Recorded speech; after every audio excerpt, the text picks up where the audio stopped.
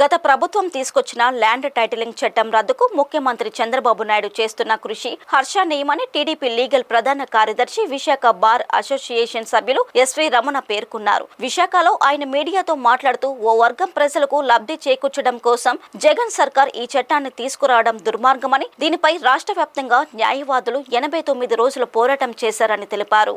ఎన్నికల ముందు ఇచ్చిన హామీ మేరకు చంద్రబాబు ల్యాండ్ టైటిలింగ్ చట్టం రద్దు దస్త్రంపై సంతకం చేసి తన నిజాయితీని నిరూపించుకున్నారని చెప్పారు. ఇకపై ప్రజలందరూ సంతోషంగా ఉండొచ్చని పేర్కొన్నారు. ఆనందకరమైన విషయం అందరికీ కూడా, ఆంధ్ర ప్రజలందరికీ కూడానే.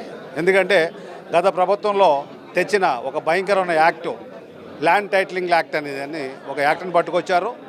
ఆ యాక్ట్ ద్వారా ఒక సెక్షన్ ఆఫ్ పీపుల్కి బెనిఫిట్ పొందే విధంగా ఆ చట్టాన్ని రూపొందించి అదేదో సెంట్రల్ గవర్నమెంట్ ఇచ్చిన చట్టంగా ప్రచారం చేసి రెగ్యులరైజ్ చేసుకోవడానికి ఉపయోగపడే తత్వంగా ఈ యాక్ట్ని రూపొందించి ప్రజల మీద రుద్దడం జరిగింది. ప్రజల యొక్క మనోభావాలను గుర్తించి చంద్రబాబు నాయుడు గారు ఎలక్షన్ ముందుగానే ఆ రోజు ఆయన మాట ఇచ్చారు, నేను మా పవర్లో ఈ కూటమి పవర్లో రాగానే ముందు ల్యాండ్ టైటిలింగ్ యాక్ట్ని రద్దు చేస్తామని.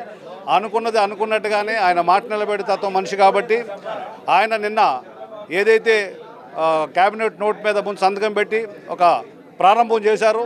రేపు అసెంబ్లీలో ఈ బిల్లుని మళ్ళీ ప్రవేశపెట్టి ఖచ్చితంగా రద్దు చేస్తారు.